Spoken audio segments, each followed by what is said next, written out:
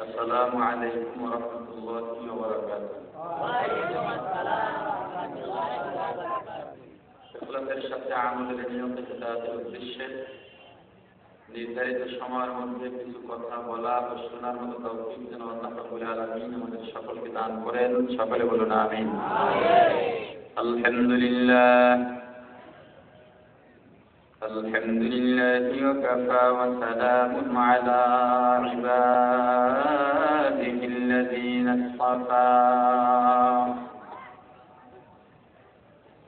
أما بعد فإني أوصيكم بتقوى الله والمواظبة على ذكر الله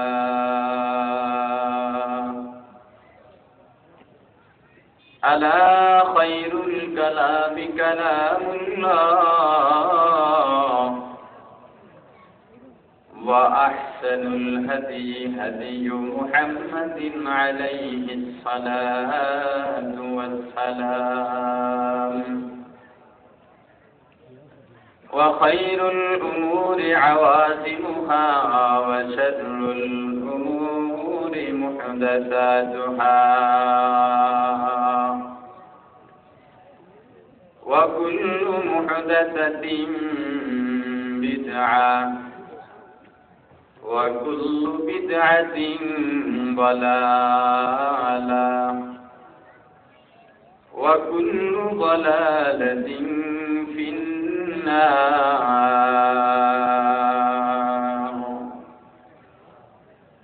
من أطاع الله ورسوله فقد رشد ومن يعص الله ورسوله فقد غوى. لا إله إلا الله لا إله إلا الله لا إله إلا الله لا إله إلا الله لا إله إلا الله لا إله إلا الله لا إله إلا الله محمد رسول الله. حمد بحد مرکدائے پاکرا حمد بحد مرکدائے پاکرا آگئی مدد مشتخاکرا آگے در آدم رفت روح را بعد از طوفان نجات نوح را آئے کہ رکب قبرش بادر سجائے کر دے قوم عاد را آکے لطف پیش را اظہار کرد با خلیلش نار را گلزار کرد. لا الہ الا اللہ لا الہ الا اللہ لا الہ الا اللہ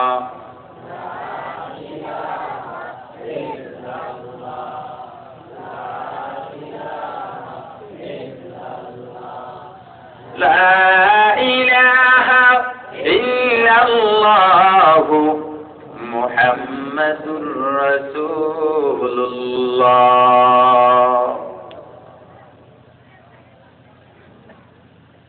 নারায়ণগঞ্জের অন্তর্গত পিচকামতাল মদিনাতুল উলুম মাদ্রাসা এতিমখানা ও এলাকাবাসীর যৌথ উদ্যোগে 21তম 3 দিনব্যাপী ইসলামী মহাসম্মেলনের সমাপনী দিবসের সমাপনী অধিবেশনের মহতরম সভাপতি মুআজ্জাজ মুকাররম হযরত উলামায়ে কেরাম, দূর দূরান্ত থেকে আগত ইসলাম প্রিয় দিন প্রিয় মর্দে মুজাহিদ আল্লাহ রাব্বুল আলামিনের আশিকিন জাকিরিন মুসলমান ভাইরা, কলিজার টুকরা সমবয়সী যুবক বন্ধুগণ, স্নেহের ছোট ভাই, পর্দার আড়ালে অবস্থানরত সম্মানিতা মুহতারামা মহিয়সী শ্রদ্ধা মা ও বোনেরা, আল্লাহ রাব্বুল আলামিনের দরবারে অসংখ্য অগণিত শুকর ও সুজুদ।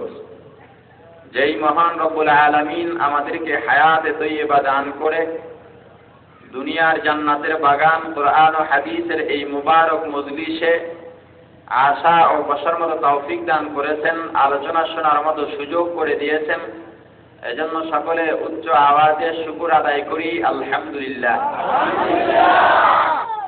আলোচনার শুরুতে পবিত্র কালামুল্লাহ শরীফের ৬৬৬৬ আয়াতের মধ্য হতে ছোট্ট একখানা আয়াতে কারিমা তেলাওয়াত করেছি।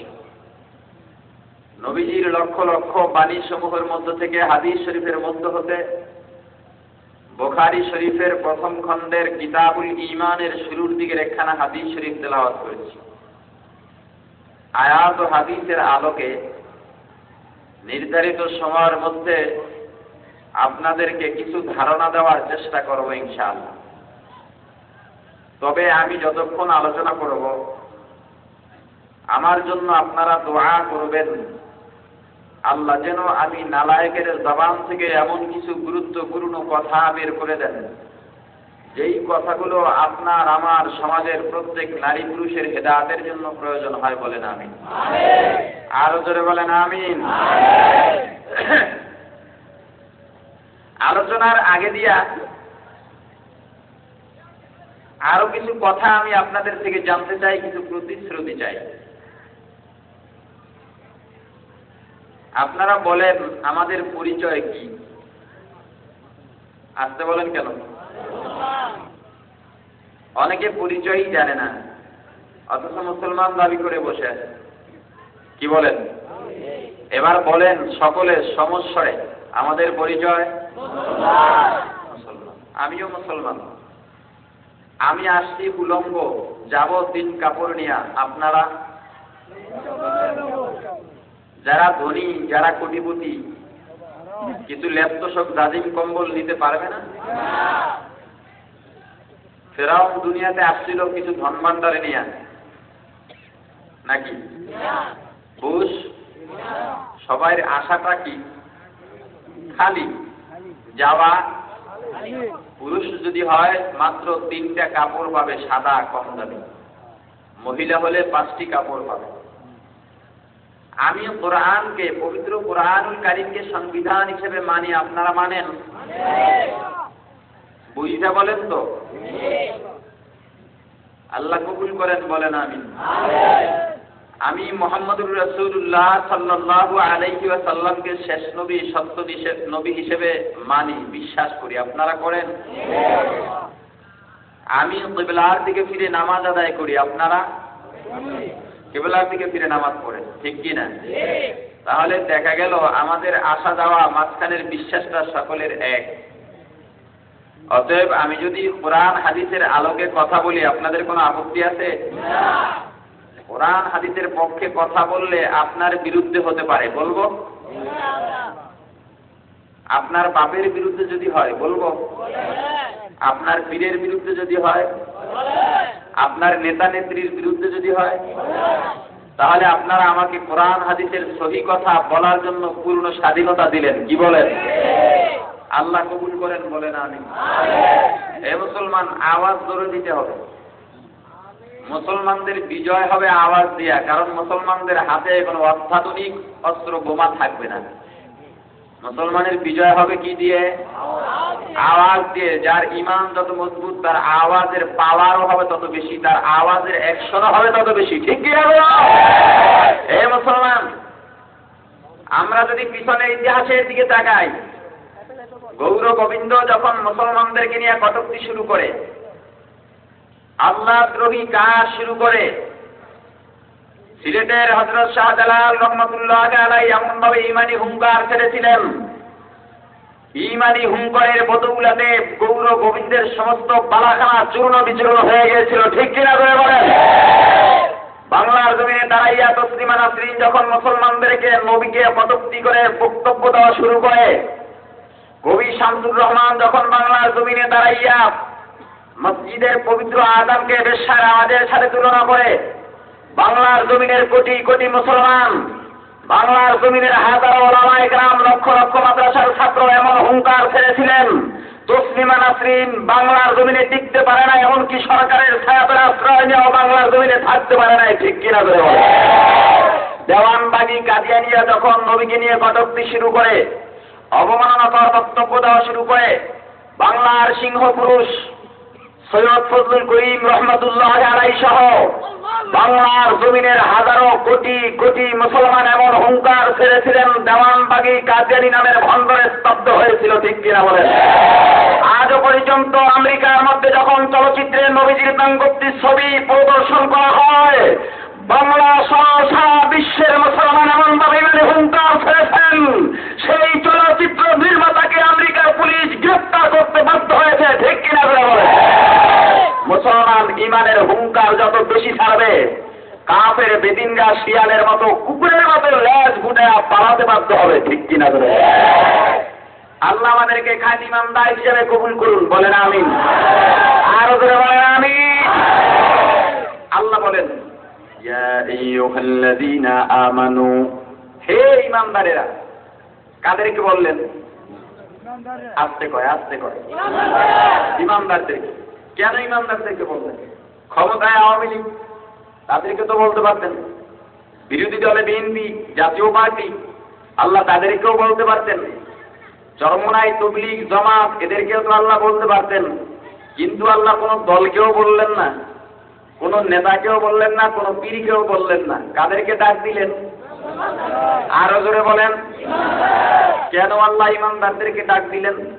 এ মুসলমান, দুনিয়ার মায়ায় পইরা, দুনিয়ার মহাব্বতে পইরা, দুনিয়ার পরিচয় পাইয়া সব ভুইলা গেছি, ঠিক কিনা? হাকিকত সে তো দুনিয়া বেখবর হায়, हकीकत से तो दुनिया बेखबर है, दुनिया की नुमाइश पर नजर है। नमी गुयम के आज दुनिया जुदाबाश, बगर गारे के बाशी बा खुदाबाश। इससे दुनिया आज खुदा गाफिल गुदान, कमाशोर करबो पर जिंदोसान। दुनिया में हो दुनिया का तलबगार नहीं हो, दुनिया में हो दुनिया का तलबगार नहीं हो, दुनिया में हो दुनिया का तलबगार नहीं हो। बाजार से गुजर हो खरीदार नहीं हो, बाजार से गुजर हो खरीदार नहीं हो।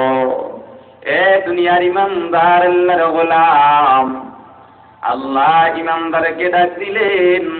কেন দুনিয়ার ক্ষমতাশীল কাউকে আল্লাহ ডাক দিলেন না? কোন পীরকে কেন ডাক দিলেন না? আল্লাহর কাছে কোনো দলের পরিচয় নাই, আল্লাহর কাছে কোনো পীরের পরিচয় নাই। আল্লাহ দল চিনেন না, পীর চিনেন না, নেতা চিনেন না। আল্লাহ এইটা বলেন, এ দুনিয়ার ইমানদারেরা, আমি আল্লাহ দল চিনি না, আমি আল্লাহ পীর চিনি না, কোন নেতা চিনি না, কোন নেত্রী চিনি না। কারণ একটাই, যারা আওয়ামী লীগ করে তাদের মধ্যেও ইমানদার আছে, যারা বিএনপি করে তারাও বলে আমরা ইমানদার, জাতীয় পার্টি, চরমনাই, তবলিগ, জামাত সবাই বলে আমরা ইমানদার। আল্লাহ ডাইকে বললেন, ও ইমানদারেরা, যে যেই দল করো যদি ইমানদার দাবি কইরা থাকো, আমি আল্লাহ ইমানদারদেরকে ডাক দিলাম। ইমানদার ডাক দিলেই সমস্ত দলের মানুষগুলো শামিল হয়ে যায়। এজন্য আল্লাহ ডাইকে বললেন, এ ইমানদারেরা, উদখুলু ফিস-সিলমি কাফা, ইসলামের মধ্যে পরিপূর্ণ প্রবেশ করো। কিসের মধ্যে ঢুকতে বললেন? আরো জোরে বল। ইসলামের মধ্যে। কাদেরকে বললেন? ওয়াজ তো আজীবন শুনতেন, কিন্তু আমলের বড় অভাব, ঠিক কিনা বলেন? আর সমাজ তো এখন সুরের পাগল হয়ে গেছে, সুর যেখানে পাবে সেখানেই দৌড়। তবে একটা কথা স্মরণ রাখতে হবে, সকল সুরে নূর নাই, ঠিক কিনা? অনেকে চিন্তা করে মাহফিল প্যান্ডেলে পরে যাব, দেখি সুর আছে কিনা, যদি সুর ভালো হয় তাহলে মাহফিলে যাব। আধা ঘন্টা 1 ঘন্টা যদি আমি সুর সারা কথা বলতে থাকি, ওই চায়ের দোকানের বিল দিয়া ওখান থেকে বাড়ি রওনা দিবে, আর বলতে থাকবে মাহফিল কর্তৃপক্ষ বলল বক্তা খুব ভালো বক্তা, কই আসলে তো ভালো মনে হয় না। তার কাছে ভালোর মাপকাঠি হলো সুর, ঠিক কিনা? আবার অনেকে সামনে দিয়ে হাঁটা চলা করবে, মাঝে মাঝে আড়া নজরে তাকাবে, দেখবে বক্তার টুপি কত দূর উঁচা। নাকি ভুল বললাম? যে এই টুপি দিয়ে আসমান লাগর পায় কিনা? এই মুসলমান, টুপি দেখলেই পাগল হওয়া যাবে না। আবার ভুল বুঝছেন না কেউ, টুপি তো লাগবেই, সব টুপিওয়ালা পাগল হওয়া যাবে না। বাদশাহ নুরউদ্দিন রহমাতুল্লাহ আলাইহির জামানায় নবীজির দেহ মোবারক চুরি করার জন্য ওই রাষ্ট্রের ভিতরে 2টা ইহুদি ঢুকেছিল। তাদের মাথায় টুপি ছিল, মুখে দাড়ি ছিল, গায়ে জুব্বা ছিল, সারাদিন তসবিহ দিয়া আল্লাহর নাম জপত।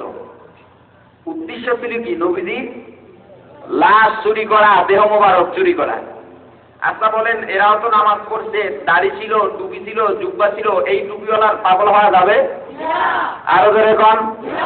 মাত্র কয়েক বছর আগে বাংলার জমিনে আসছিলেন আরো কয়েকজন টুপিওয়ালা, যারা ইসলামের নাম দিত, নবীর তরিকার কথা বলতো, আবার বোমাবাজিও করত, ঠিক কিনা বলেন?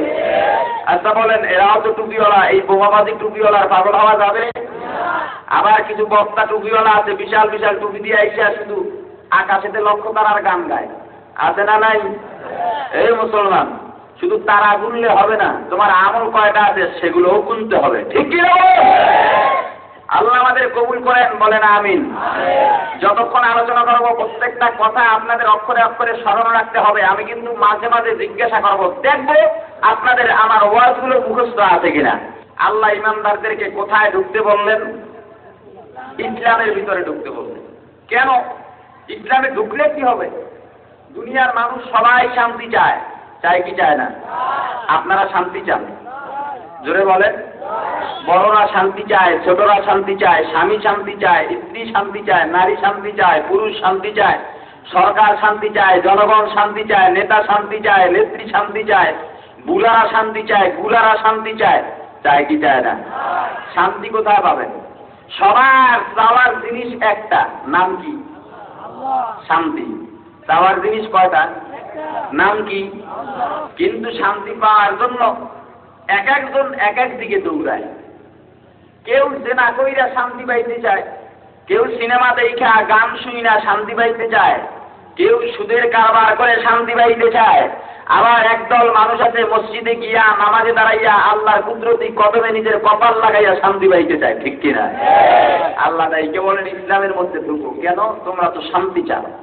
শান্তি কেমনে পাবেন? মুসলমান, বাদশাহ পুরা হয়ে গেছেন কিন্তু কোনো সন্তানাদি হয় না। রাজ্যের জনগণ তাকে আটকুরা বলে অপবাদ দেয়, মনে বড় কষ্ট, আমার উত্তরসূরি রেখে যেতে পারবো না, সবাই আটকুরা বলে আমাকে অপবাদ দেয়। বিবির কাছে গিয়ে রাত্রে পরামর্শ করতেছে, বিবি গো, এতটা বছর আমরা ঘর সংসার করলাম, একটা সন্তানও আমাদের ঘরে আসলো না, কি করা যায়? বিবি ডাইকে বলেন, সন্তান দেওয়ার মালিক কোন দুনিয়ার মানুষ নয়।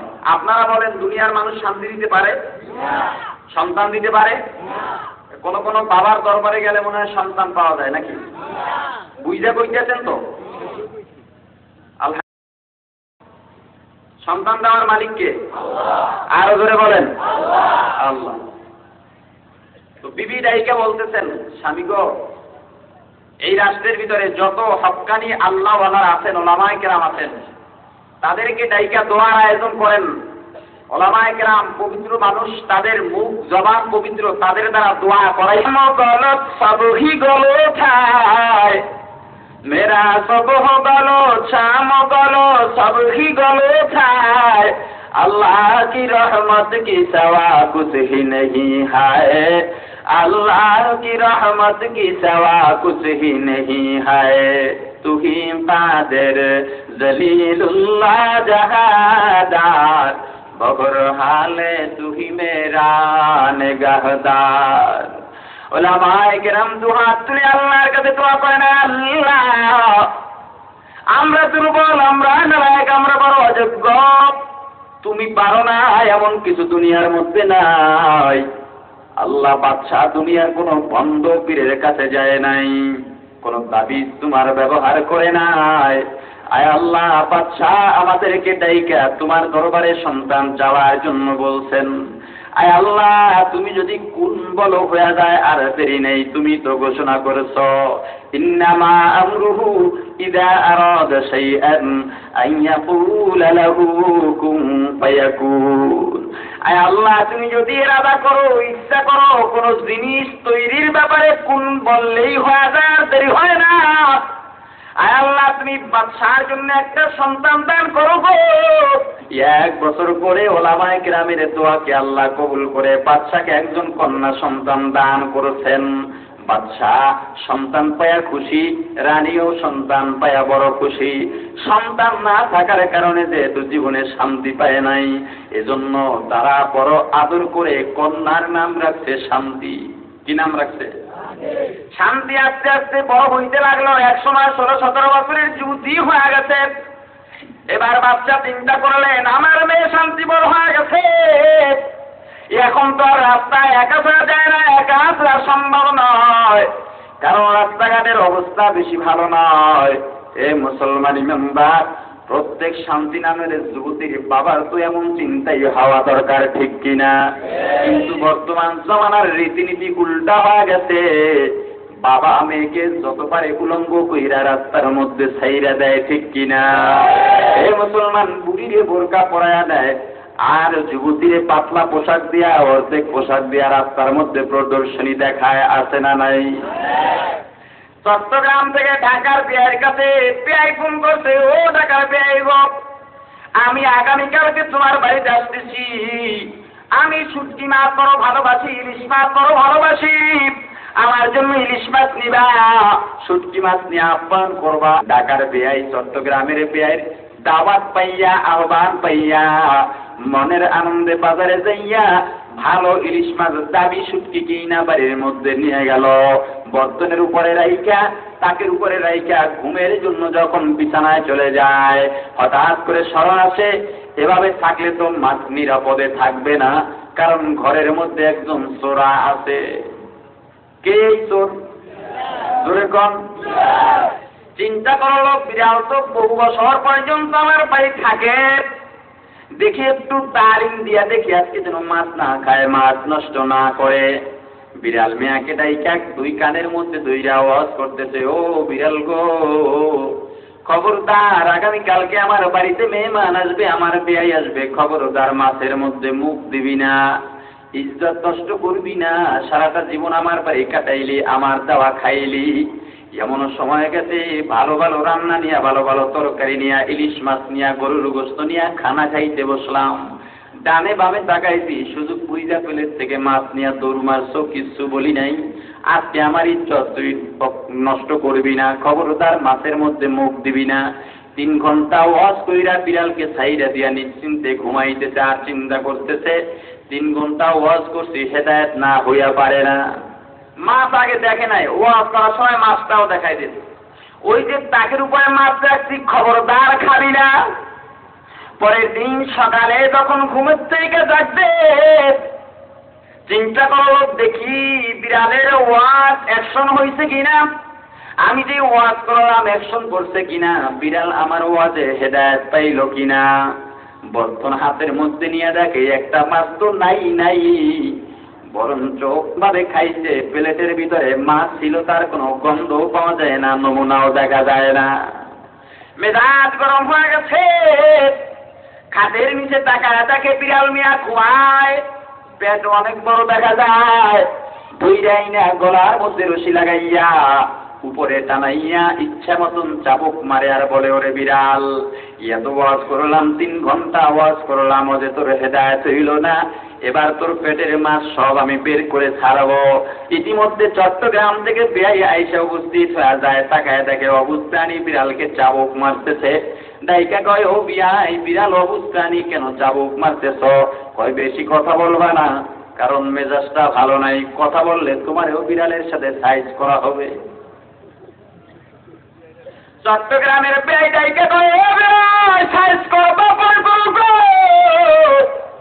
আগে বলো বুঝতারি বিড়ালকে কেন চাবুক মারো। ঢাকার বেআইটাইকে কয় বেআই গো তোমার ফোন পাইয়া আমি বাজার থেকে সুন্দর সুন্দর মাছ কিনলাম, দামি শুটকি কিন আমি বরতনের মধ্যে রাইখা গতকালকে ঘুমে যাওয়ার আগে আমি 3 ঘন্টা ওয়াজ করছি, ওয়াজে হেদায়েত হয়ে নাই। আপনি তাকায়া দেখেন এই বর্তনের মধ্যে মাছের নমুনা পাওয়া যায়নি। বেআই কয় না পাওয়া যায় না, কয়েকজন্য আমি ওকে আঘাত করতেছি, মাছের স্বাদ মিটাইয়া দিতেছি।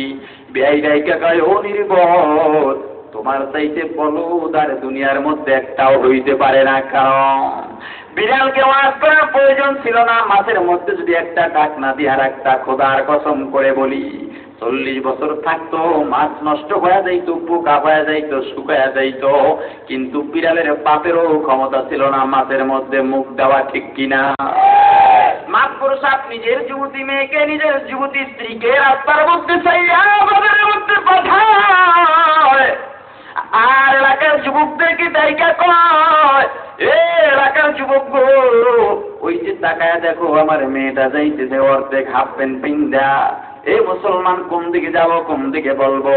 বর্তমান জমানা উল্টা দিকে বসা শুরু হয়ে গেছে। ছেলেরা ধরছে মেয়েদের বেশ আর মেয়েরা ধরছে ছেলেদের বেশ, ঠিক কিনা? এ মুসলমান, আগে মেয়েরা সুন্দর বোরকা পইরা হাঁটতো, কিন্তু এখন বোরকা দেখা যায় না।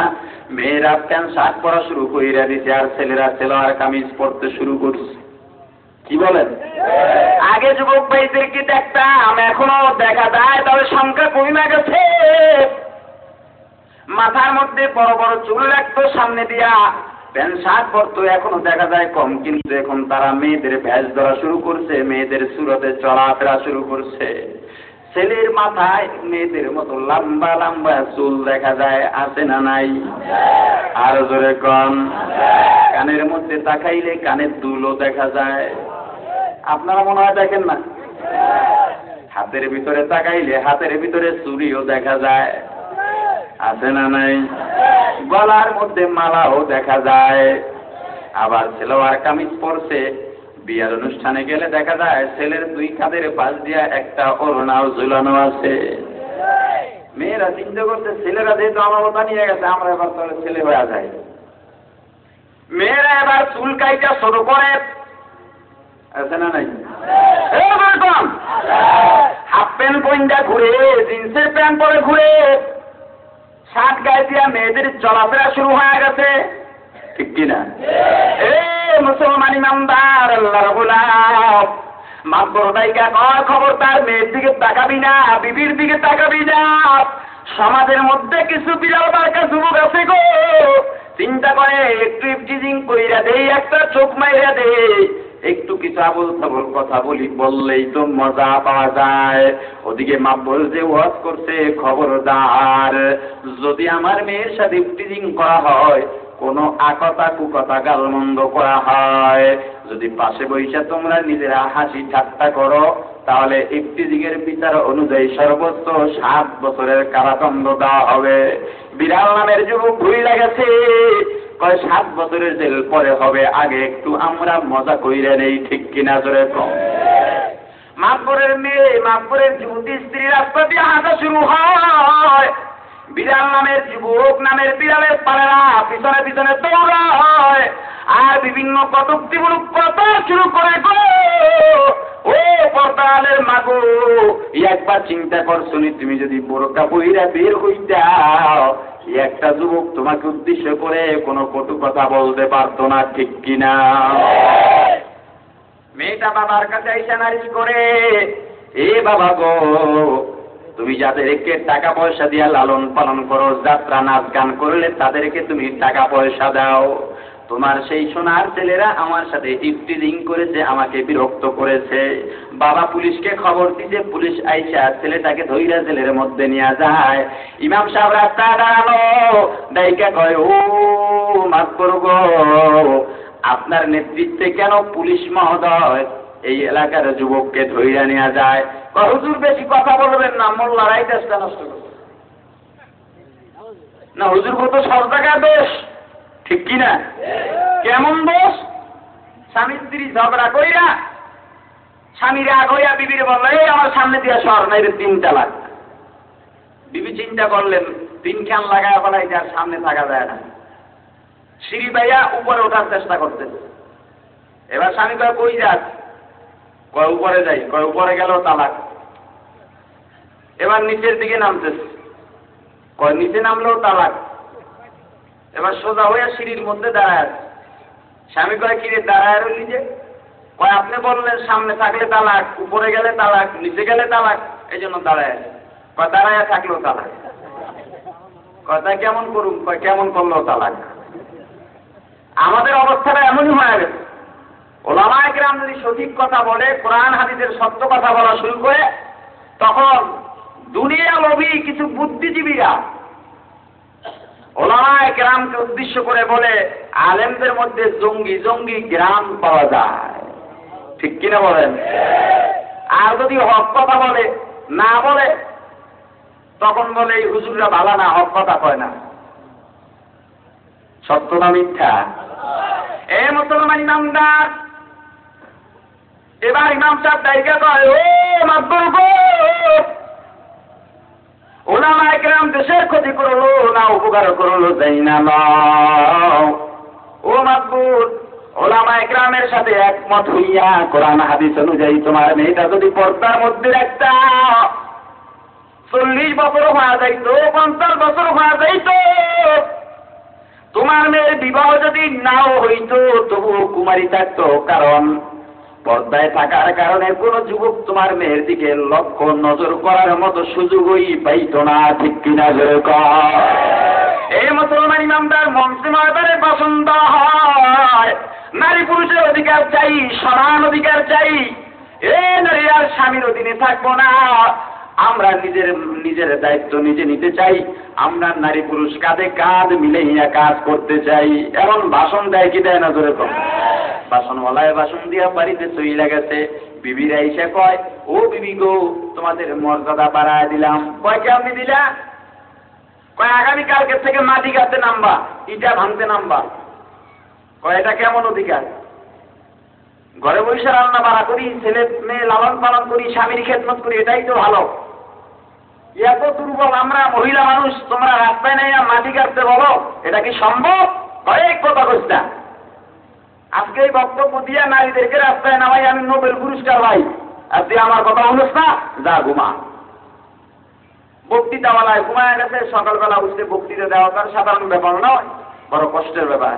শরীরটা বড় দুর্বল লাগে, নাস্তা কইরা ডাক্তারে গেছে। ডাক্তারকে গিয়ে বলে ডাক্তার শরীরটা বড় ক্লান্ত, একটু পরীক্ষা করে দেখেন কি অসুবিধা। খানা খাইছেন? হ্যাঁ খাইছি। তাহলে আজকে আর হবে না, আগামীকালকে খালি পেটে প্রসাব বোতলের মধ্যে ঢুকাইয়া তারপরে আসবেন। প্রসাব পরীক্ষা করতে হবে, ডায়াবেটিস হতে পারে।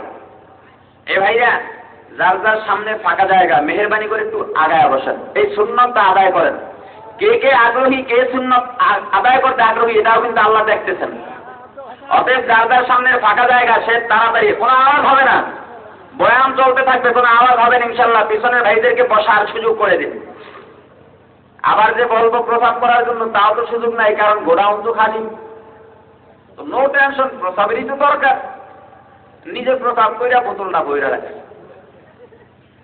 ডাক্তারের কাছে নেতায় বোতল নিয়ে গেছে, ডাক্তার পরীক্ষা করছে। পরীক্ষা করে একবার রোগীর দিকে তাকায়, আর একবার সার্টিফিকেটের দিকে তাকায়, রিপোর্টের দিকে তাকায়। নেতায় কয় সমস্যা কি বেশি ডাক্তার সাহেব? আপনি সোফায় বসেন, ফ্যানটা ছাইড়ে দিল, বাতাসের নিচে বসেন। কিভাবে ডাক্তার একটু বলেন কি সমস্যা? বেশি কিছু না, 9 মাস।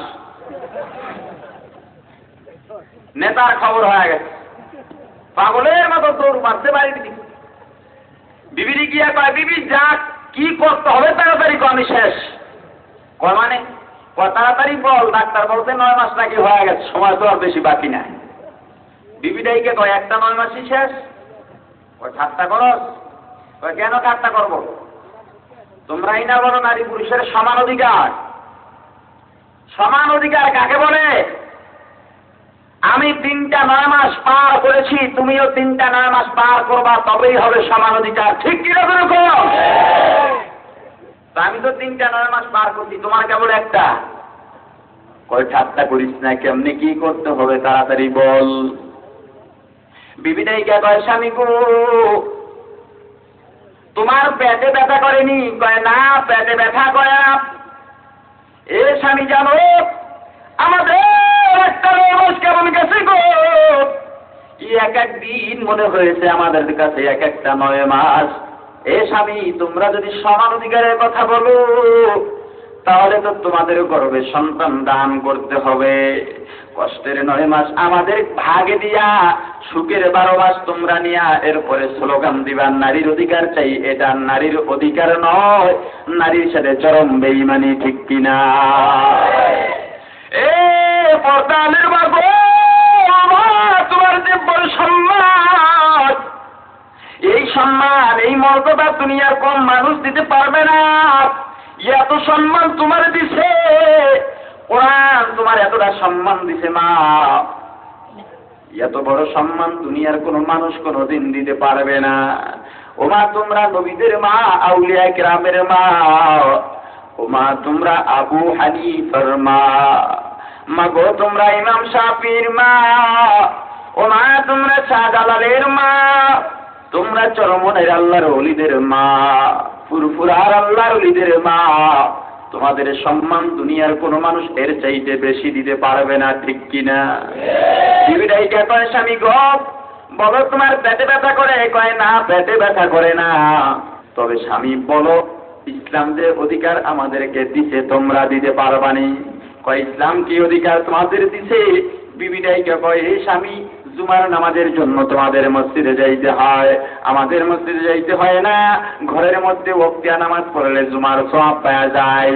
ঈদের নামাজের জন্য তোমাদের ঈদগাহে যাইতে হয়, আমাদের ঈদগাহে যাইতে হয় না। ঘরের মধ্যে বসে তোমাদের পথ চাইয়া থাকবো, পথের দিকে তাকায় থাকবো, তোমাদের জন্য রান্না বাড়া করবো, ঈদের ডাবল সওয়াব পাওয়া যাব।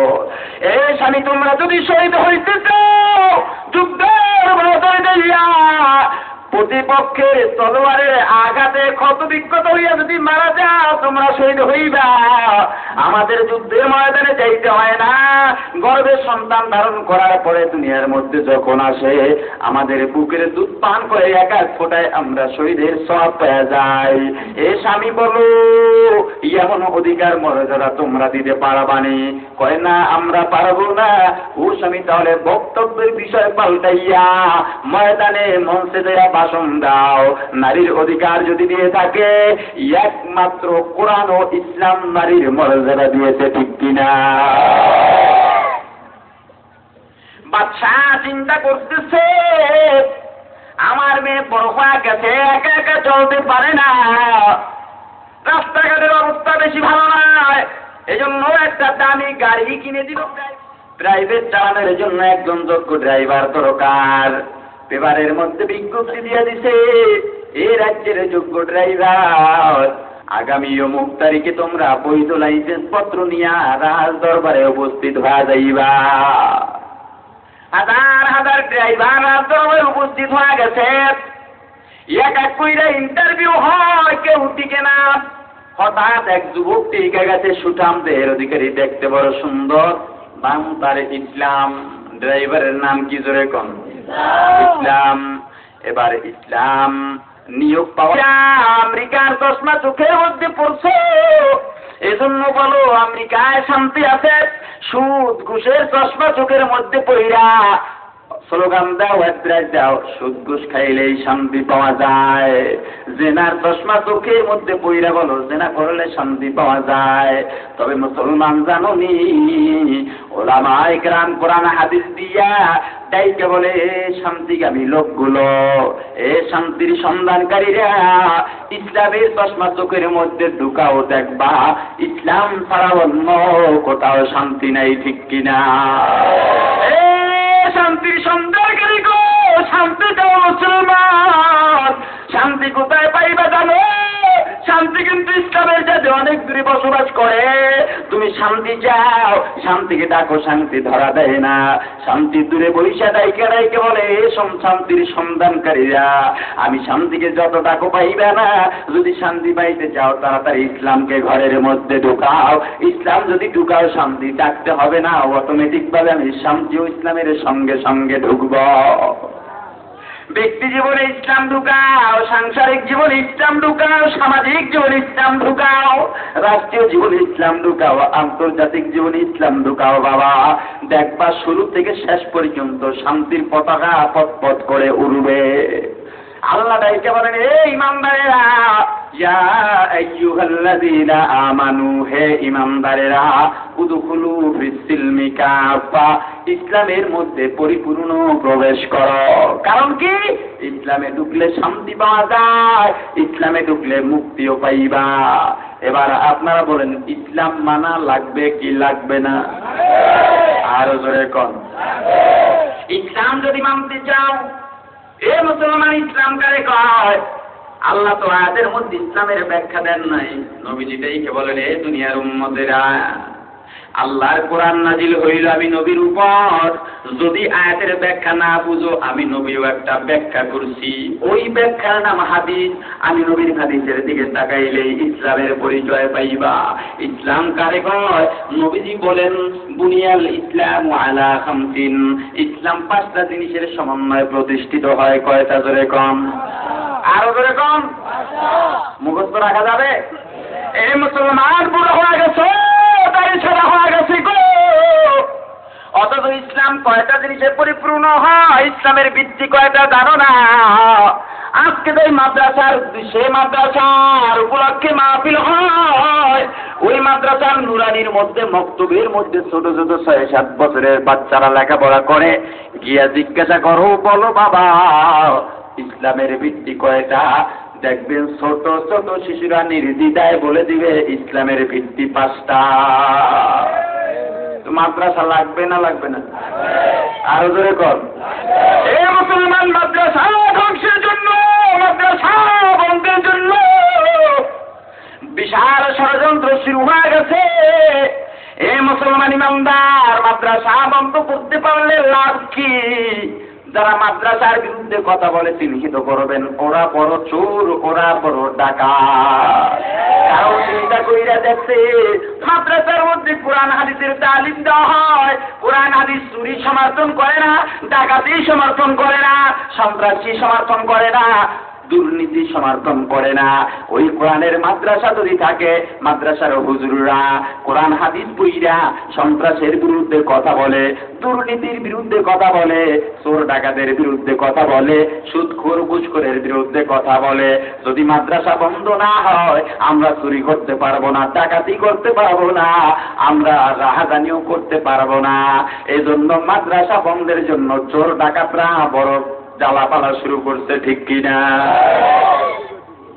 এ মুসলমান ইমানদার, পরে যারা মাদ্রাসার বিরুদ্ধে স্লোগান দেয়, আজকে এই সমাবেশ থেকে, এই ইসলামী মহাসম্মেলনের মঞ্চ থেকে পরিষ্কার ভাষায় জানাতে চাই, মাদ্রাসা বন্ধের তাগিদে, মাদ্রাসা বন্ধের জন্য যারা ষড়যন্ত্র করবে, তাদের জায়গা বাংলার জমিনে হবে না, হবে না, হবে না।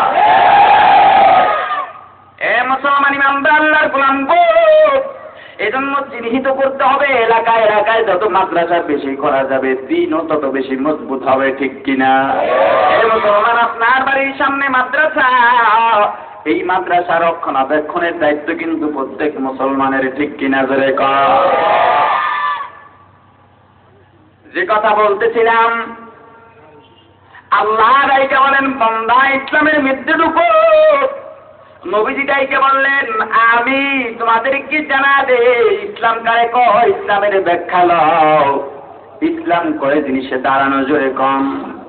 কয় জিনিসের মাধ্যমে ইসলাম প্রতিষ্ঠিত হয়। মনে করেন ইসলাম একটা ঘর, আল্লাহ ইসলামের ঘরে ঢুকতে বললেন। ঘর থাকলে খুঁটির দরকার হয় কিনা? পিলারের দরকার আছে কিনা? আল্লাহ ইসলাম নামক ঘরে ঢুকতে বললেন। নবীজি ডাইকে বললেন, ইসলামের ঘরে যদি ঢুকতে চাও, ইসলামের 5টা খুঁটি আছে, খুঁটি দিয়া তুমি ইসলামের ঘর দাঁড়া করাও। তোমার মধ্যে যদি একটা খুঁটি কম থাকে, ঝড় তুফানে যে কোনো মুহূর্তে ঘরটা ভাইয়া বইরা যাইতে পারে। ইসলামের ঘর যদি ভাইয়া যায়, তোমার জাহান্নাম ছাড়া কোনো উপায় হবে না।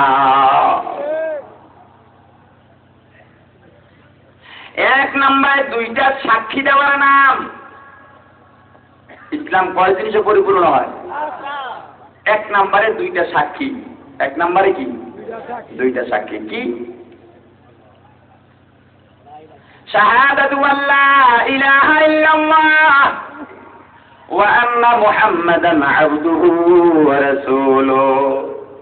এক নম্বরে একত্রে দুইটা সাক্ষী দিতে হবে, আল্লাহ এক, আল্লাহর সাথে কোনো শরীক নাই, আল্লাহ হায়াতের মালিক, আল্লাহ মওতের মালিক। দুই নাম্বার সাক্ষী মুহাম্মাদুর রাসূলুল্লাহ সাল্লাল্লাহু আলাইহি ওয়াসাল্লাম, আল্লাহর পাঠানো পয়গম্বর, সত্য নবী, শেষ নবী। এই দুইটা সাক্ষীকে একত্রে ঈমান বলে। দুইটা সাক্ষীকে একত্রে কি বলে? আর জোরে কম, ঈমান। এখন ঈমান কাকে বলে সেটাও তো জানা দরকার। প্রত্যেকটা জিনিস যে মানবো, জানার পরেই তো মানবো। ঈমান কয় জিনিসে পরিপূর্ণ হয় এটা আবার জানা দরকার। ঈমান তিন জিনিসে পরিপূর্ণ হয়। কয়টা? এক নম্বরে ইকরার বিল লিসান, দুই নম্বরে তাসদীক বিল জিনান, তিন নম্বরে আমাল বিল আরকান। বাংলায় যদি বলেন, এক নম্বরে মুখে স্বীকার করা, দুই নম্বরে অন্তরে বিশ্বাস করা, তিন নম্বরে আমলে পরিণত করা। এই মুসলমান মুখ দিয়ে স্বীকার করলেন আল্লাহ এক, নবীজি সত্য নবী, শেষ নবী, অন্তরেও বিশ্বাস করলেন। আপনার মুখের কথা, অন্তরের বিশ্বাস যদি প্রমাণ করতে চান, তিন নম্বর কাজটা লাগবেই লাগবে। সেটা কি? কাজে পরিণত করা। এ মুসলমান ইমানদার, এজন্য নবী বলেন, রোজা রাখার পরে ঈমান ঠিক হয়, নামাজ আদায় করার পরে ঈমান পরিপূর্ণ হয়। মোট কথা, আমল করার পরে, নবীজির আদর্শ মতে চলার পরে ঈমান ঠিক হয়। এখন যদি কোনো ছাগল বলে নামাজ না পড়লে কি আমার ঈমান ঠিক আছে? নবীজি বলেন নামাজ পড়ার পরে ঈমান ঠিক হয়। ছাগলে কি কয়? নামাজ না পড়লেও বলে ঈমান ঠিক আছে। এটা যদি নবীর আশেক দাবি করে, জুতা যদি থাকে পায়ের ভিতরে, ভালো জুতা থাকলে দিবেন না, চিরা ফাড়া জুতা থাকলে তারপরে দিবেন। কারণ তল্লে বাসি যেই বাসি আর নিবে না, খাজা বাবার মুরিদ হইলে নামাজ রোজা লাগে না, টুনটুনা টুন গায় না, গায় না। আবার দেখবেন বলে, এ মুসলমানেরা, এ তুবলিওয়ালারা, চরমনাইওয়ালারা, এ মাদ্রাসাওয়ালারা, তোমাদের দরবারে যত গরু যায়, আমার মানুষ যায়, তোমাদের দরবারে যত মানুষ যায়, আমার বাবার দরবারে তার সমপরিমাণ বা তার চাইতে গরুও বেশি হয়। কি বলেনি? এই জবাব এক আল্লাহর ওলি অনেক আগে দিয়ে গেছেন। কি জবাব দিলেন? আল্লাহর ওলি বলেন, আল জিনসু ইয়ামিলু ইলাল জিনসি সুহবতে সালেহতুরা সালেকুনাত, সুহবতে সালেহতুরা সালেকুনাত, সোহবতে তলে তোরা তলে গুনাদ, মাইলে মোমেন সোয়ে মোমেন মিশাওয়াত, মাইলে কাফের সোয়ে কাফের মিশাওয়াত। আল্লাহর ওলি জবাব দিয়া যান, যেই জাতি সেই জাতির দিকে ধাবিত হয়, ঠিক কিনা? হাঁসের দল হাঁসের মধ্যে থাকে, গরুর পাল গরুর সাথে থাকে গো, মহিষের পাল মহিষের সাথে থাকে। যেই দরবারে গরু বেশি হয় চিহ্নিত করো, আসলে এটা একটা গরুর দরবার, ঠিক কিনা? মানুষ রূপী এক গরু যায়, সাথে নিয়ে যায় এক গরু, দরবারে বসে থাকে সবচাইতে মাস্টার গরু, ঠিক কিনা? মুসলমান ইমানদার, আবার নামের টাইটেলের কোনো অভাব নাই। নাম খুঁজে পাওয়া যায় না, নামের উপরে 2 লাইন টাইটেল, নামের নিচে 2 লাইন টাইটেল, আবার লেখা দেয় আখিরি মুজাদ্দেদ। দেখেননি আপনারা? এমন এক টাইটেলওয়ালা পীর ওয়াজ করার জন্য গেছে, মাহফিল কর্তৃপক্ষ ডাক বাংলায় গিয়ে বলছে, হে দারওয়ান, আমাদের পীর সাহেব রাত্র 12টা-1টার দিকে আসবেন, খবরদার বেয়াদবি যেন না হয়, একটা বিছানা সুন্দর কইরা সাজায় রাখো, পরিপাটি করে রাখো, আমাদের পীর সাহেব আসলে সুন্দর তাজিমের সাথে তাকে সেখানে শোয়া দিবা। রাত্র 1টা-2টা বাজে গেছে, পীর সাহেব আসছে, দরজা নক করছে, ভিতর থেকে দারওয়ান চিন্তা করে নক করলেই তো খোলা যায় না, আগে পরিচয় নেই, কে জিজ্ঞাসা করতেছে, বাইরে কে? বিশ্বাস চিন্তা করতেছে, শুধু নাম বলবো না টাইটেল সহ বলবো? সিদ্ধান্ত নিলে টাইটেল সবই বলি, কারণ দারোয়ান মানুষ একটু ভয়টার পাইয়া তাজিম বেশি করবো, সম্মান বেশি করবো। এবার পীর সাহেব বাহিরে বৈশা টাইটেল দিয়ে নাম শুরু করছে, আমি শাহ সুফি সৈয়দ আল হাসানি অল হোসাইনি অল কোরাইশি মুজাদ্দিদে জামান গুলিস্তানের কামান সদরঘাটের বিমান আন্তর্জাতিক বেঈমান বিশ্ব আশিকের শয়তান জনাব জেরাগালি মুজাদ্দিদি নকশবন্দি। দারোয়ান ভিতর থেকে দরজাটা ভালা করে লাগাই দিছে। ইয়া তো ধাক্কাইলো বেচারায়, দরজার দারোয়ান খুলে নেয়। শীতের রাত্র কোথায় যাবে, অপরিচিত জায়গা, মাহফিল কর্তৃপক্ষ যার যার জায়গায় চলে গেছে, চাদর মুড়া দিয়া বারান্দার ভিতরে শুয়ে আছে। দারোয়ান ফজরের আজানের পরে দরজা খুলে দেখে কে জানি বারান্দার ভিতরে উঠতে আছে। এই কে রে? দোকানের চুল বস্তায় বাজারে, এ বারান্দায় থাকতে হলেও টাকা দিতে হয়। পীর সাহেব রাগ হয়ে উঠছে, এই দারোয়ান, আমি তো পীর সাহেব। হুজুর ভাইয়া তুমি ক্ষমা চাই, আপনি একা কেন? আপনার বাকি লোকজন কোথায়? ওই মানে ওই শাহ সাহেব কই, সুফি সাহেব কই, মোজাদ্দেদ সাহেব কই, জামান সাহেব কই? কারে মিয়া, এটা আমার নামের শুরুর টাইটেল। হুজুর আমরা মূর্খ সূর্খ মানুষ, বেয়া তুমি ক্ষমা চাই। যাদের নামের শুরুতে এত টাইটেল থাকে তাদের জায়গা ডাক বাংলা হয় না, বারান্দাই হয়। একটাই দিয়ে মুসলমানদের ইমানকে যতই ধ্বংস করতে চাও, তাদের জায়গা জান্নাত তো দূরের কথা, আল্লাহর জান্নাতের বারান্দায় হবে না, ঠিক কিনা জোরে বলে? আসলে মানুষ তো দুনিয়ার মহব্বতে বইরা সব বুঝে। যারা টাকার পাগল হয়ে গেছে ভালো করে শুনেন, প্রায় জায়গায় বলি, টাকা মানুষকে খাওয়াইতেও পারে না, টাকা মানুষকে শান্তিও দিতে পারে না, টাকা মানুষকে বাঁচাইয়াও রাখতে পারে না, ঠিক কিনা? আপনি কদ সে তো দুনিয়া বেখবর হ্যায়, দুনিয়া কি নুমাইশ পর নজর হ্যায়, নবী গুয়াম কে আজ দুনিয়া জুদা বাস, বগর কারে কে বাসি বা খোদা বাস, সিস্তে দুনিয়া আজ খোদা গাফিল বুদান, तमाशो नुकरा हो पर जिंदगान, दुनिया में हो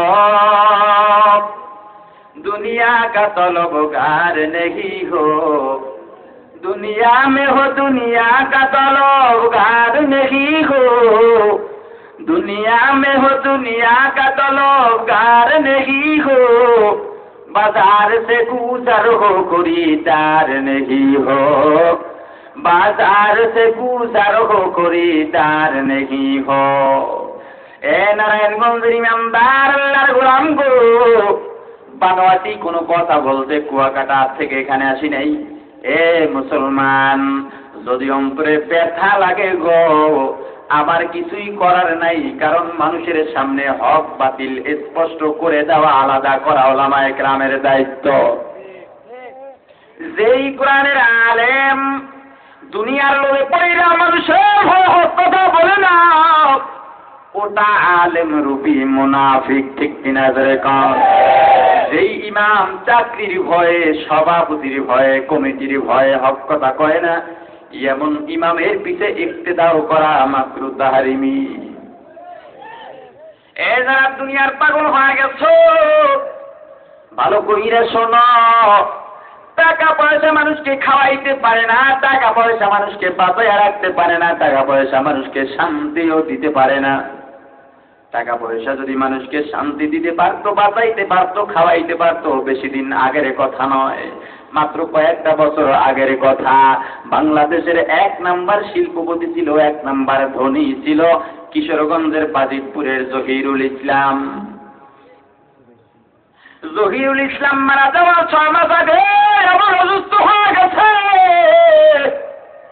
আল্লাহ দেখা দিচ্ছেন, এত বড় ধনী, এত বড় শিল্পপতি মারা যাওয়ার 6 মাস আগে হাসপাতালের বিছানার মধ্যে শুইয়া পাইপ দ্বারা পানি খাইছে, তরল খাবার খাইছে, কোরমা পোলাও বিরিয়ানি গোস্ত ভাত তার কপালে জুটে নাই। এত টাকার মালিক হওয়ার পরেও ভালো মন্দ খাইতে পারে নাই, প্রমাণ হয়ে গেছে টাকা পয়সা হইলেই মানুষ খাইতে পারে না, ঠিক কিনা? 6 মাসের মধ্যে শান্তি কারে কয়? জহিরুল ইসলাম শান্তি চোখে দেখে নাই, প্রমাণ হয়ে গেল টাকা পয়সা থাকলেই মানুষ শান্তি পায় না। এত উন্নতি চিকিৎসা করার পরে জহিরুল ইসলাম দুনিয়ার মধ্যে বাইচা থাকতে পারে না। প্রমাণ হয়ে গেছে টাকা পয়সা থাকলেই মানুষ বাইচা থাকতে পারে না, ঠিক কিনা? অক্ষান্তরে তাকাইলে দেখা যায় একজন আল্লাহর গোলাম 5 ওয়াক্ত নামাজ পড়ে, নবীর মুহাব্বত তার অন্তরে আছে গো, দিন আনে দিন খায়, রিক্সা চালায়, পরের বাড়িতে কাজ কইরা সংসার চালায় গো। যেদিন কাজ করতে পারে সেদিন ঘরের চুলায় আগুন জ্বলে খাইতে পারে, যেদিন কাজ করতে পারে না ঘরের চুলায় আগুন জ্বলে না, সবার না খায়া থাকতে হয়। তবুও খবর নিলে দেখা যায় এই গরিবের ছোট্ট কুটিরের মধ্যে শান্তির কোনো অভাব নাই।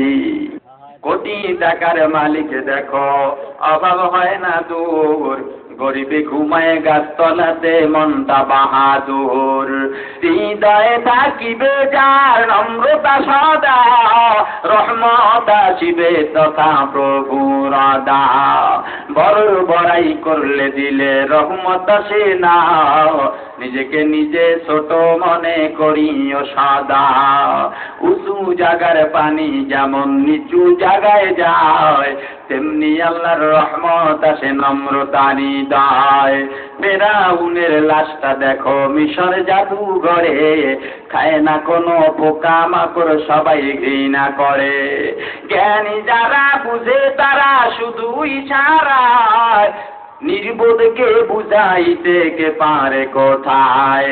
তরকারির মতো তরকারি হলে অল্প জালে সিজে, বুদ্ধিমান মানুষ হলে ইশারাতেই বুঝে, ঠিক কিনা? মুসলমান ইমানদার আল্লাহর গোলাম গো, ইসলাম করা জিনিসে পরিপূর্ণ হয় ধরে কোন মূলে পরিণত করতে হবে।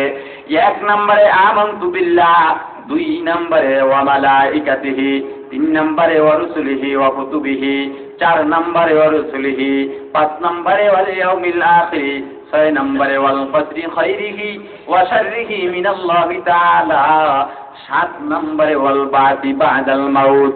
1 নম্বরে আল্লাহর উপরে ঈমান আনতে হবে। কার উপরে? জোরে বলেন। আল্লাহর উপরে ঈমান আনতে হবে।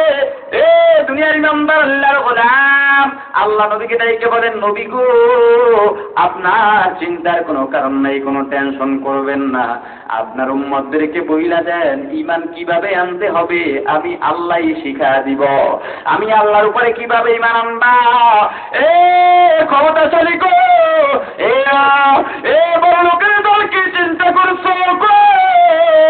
এই ক্ষমতা কবরের মধ্যে চলবে না।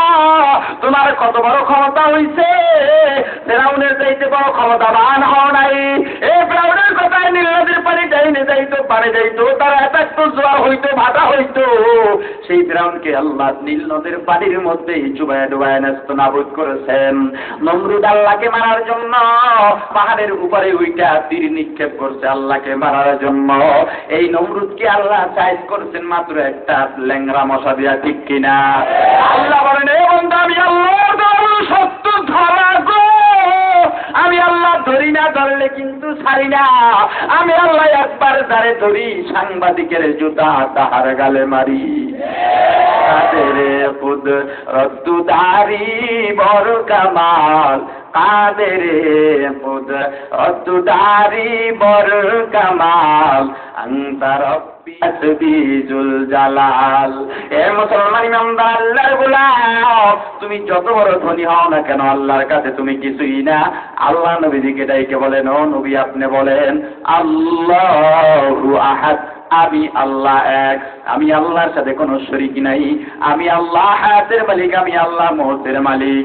ইন্না সালাতি ওয়া নুসুকি ওয়া মাহইয়ায়া ওয়া মামাতি লিল্লাহি রাব্বিল আলামিন।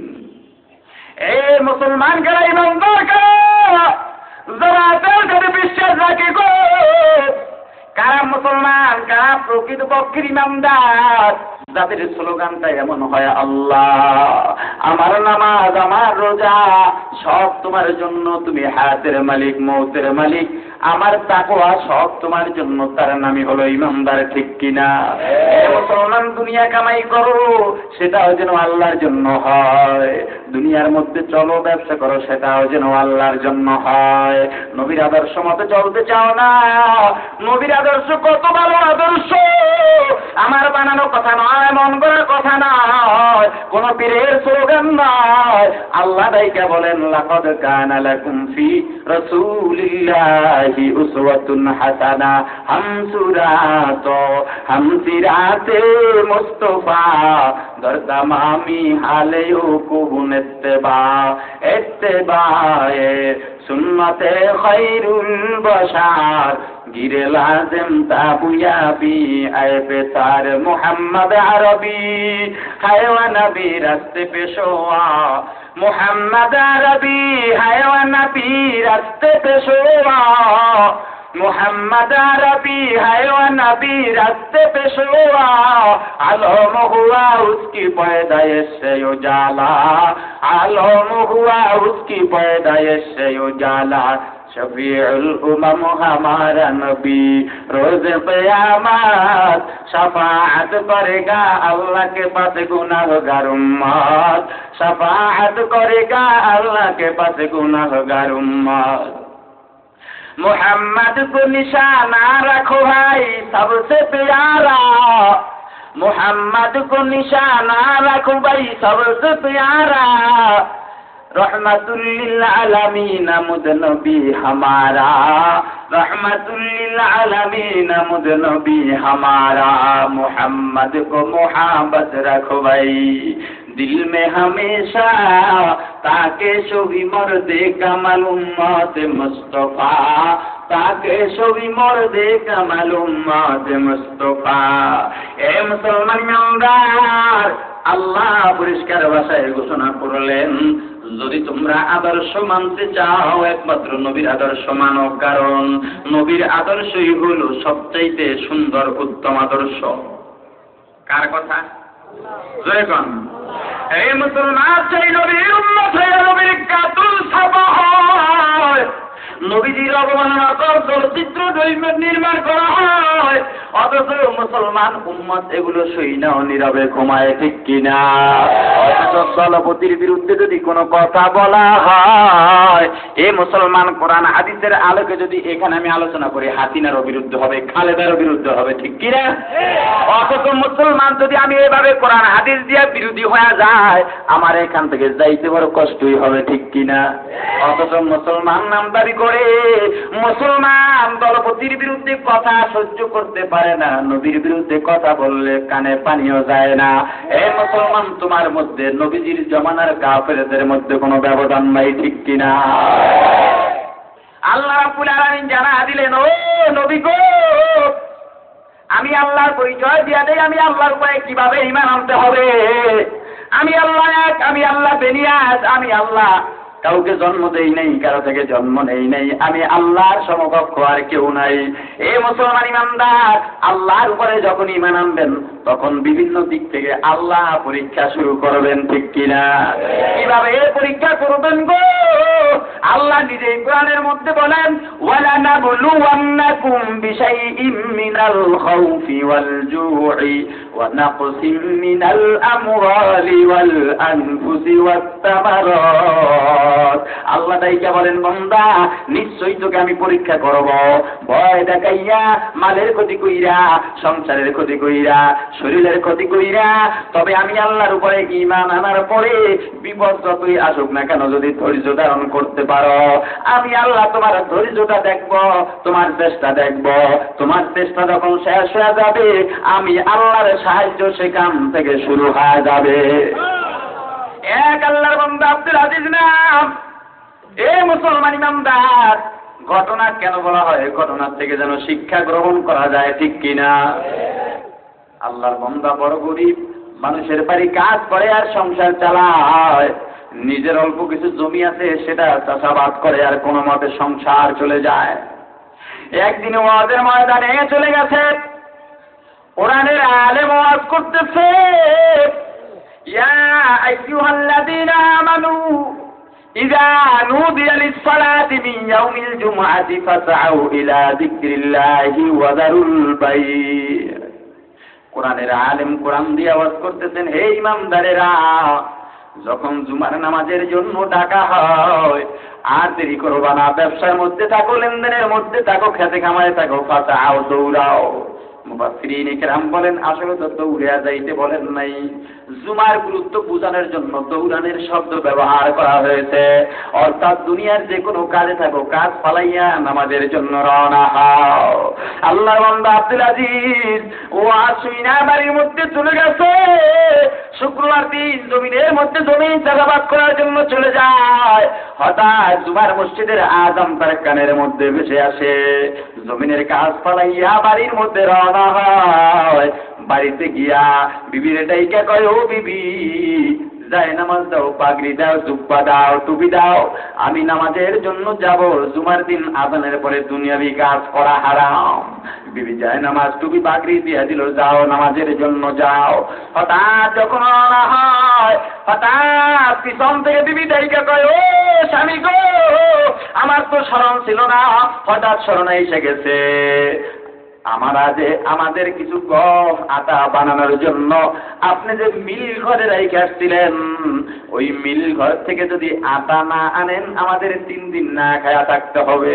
আল্লাহর বান্দা আব্দুল আজিজ ডাইকে বলেন, হে বিবি গো, না খায়া কেন থাকতে হবে? কয়, স্বামী, আমি একটু আগে খবর পাইলাম ওই মিল ঘরের মিস্ত্রি, মেশিন মিস্ত্রি 3 দিনের জন্য মিল ঘর বন্ধ করে বাড়িতে ছুটিতে যাবে। সবাইকে জানায় দিতে, যারা যারা আটা আছে তাড়াতাড়ি বাড়িতে নিয়ে যাও। আল্লাহর বান্দা আব্দুল আজিজ আল্লাহর উপরে ঈমান আনার প্রথম ধাপেই পরীক্ষার মধ্যে পড়ে গেলেন। চিন্তা করতেছেন, আটা আনতে যাব নাকি নামাজের জন্য যাব? যদি আটা আনতে যাই নামাজ পড়তে পারবো না, নামাজ পড়তে গেলে আটা আনতে পারবো না, না খায়া থাকতে হবে। আল্লাহর বান্দা আব্দুল আজিজ হঠাৎ করে স্মরণ হয়ে যায়, কোরআনের আলেম কোরআন দিয়ে আওয়াজ করছে, ইয়া আইয়ুহাল্লাযীনা আমানু, হে ঈমানদারেরা, ইস্তাঈনু বিস-সাবরি ওয়াস-সালাহ, তোমরা আল্লাহর কাছে সাহায্য চাও ধৈর্য এবং নামাজের মাধ্যমে। আল্লাহর বান্দা আব্দুল আজিজ ধৈর্য ধারণ করছে, এখন নামাজের বাকি আছে। আল্লাহর বান্দা তাওয়াক্কালতু আলাল্লাহ, আল্লাহর উপরে ভরসা করে রওনা হয়। কত দূর যাওয়ার পরে পিছন থেকে ছোট্ট এক বালক ডাক দিছে, এ দাদা তুমি কোথায় যাও? বলে, আমি নামাজের জন্য যাই। ডাইকে বলে, চাচি আমাকে খবর দিয়া পাঠাইছে তোমার দুধের গাভীটা রশি ছিঁড়া জঙ্গলের দিকে চলে গেছে, যাও যাও, এখনই যদি তুমি না যাও গাভীটা বনের হিংস্র প্রাণী আক্রমণ করে মেরে ফেলবে। আল্লাহর বান্দা আব্দুল আজিজ জানা গেছে কি করবে। যদি গাভী আনতে না যায় তাহলে তো আর চাষাবাদ করতে পারবে না, দুধও পাবে না, মন খারাপ হয়ে গেছে। তবুও আল্লাহর উপরে ভরসা করে সামনের দিকে রওনা হইছে। না খেয়ে থাকতে রাজি, গরু যায় যাক, মুসলমান তো হইছি, নামের মুসলমান না, আমি কামের মুসলমান হয়ে গেলাম। এ মুসলমান ইমানদার, কামের মুসলমান নাকি নামের মুসলমান বলেন?